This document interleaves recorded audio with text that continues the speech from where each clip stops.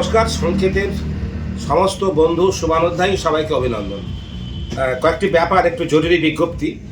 গত 22শে জুন কলকাতায় প্রায় শতাধিক মানুষ সেনাবাহিনীর উদ্দেশ্যে রক্ত দিতে গিয়েছিলেন।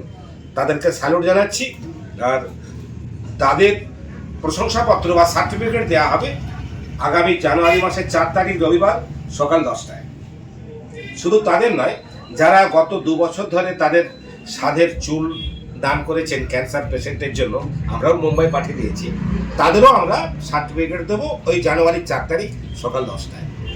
আরও আছে, গত 2 বছর 3 বছর ধরে যারা মরণোত্তর চক্ষুদান করেছেন, দেহদান করেছেন, তাদেরও যে শংসাপত্র বা সার্টিফিকেট, সেটাও আমরা বিতরণ করবো ওই 4 তারিখ 4 জানুয়ারি রবিবার সকাল 10টা। কারণ ওই 4 জানুয়ারি বিশেষ একটা ব্যাপার আছে।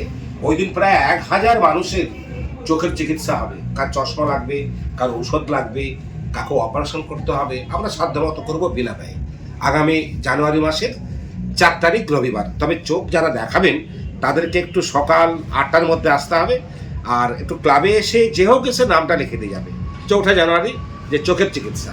আরও একটা বিষয় আছে, 55তম, ভাবতে পারেন শীতকালীন এবং গ্রীষ্মকালীন মিলিয়ে সংকেতের রক্তদান শিবির 55তম, সেটাও হবে ওই 4 তারিখ, অর্থাৎ আগামী 4 জানুয়ারি রবিবার সকাল 10টা থেকে স্বেচ্ছায় রক্তদান শিবির। আপনারা আসবেন, আপনাদের সহযোগিতায় শুভেচ্ছা পাঠক করে আমাদের পথ চেনা।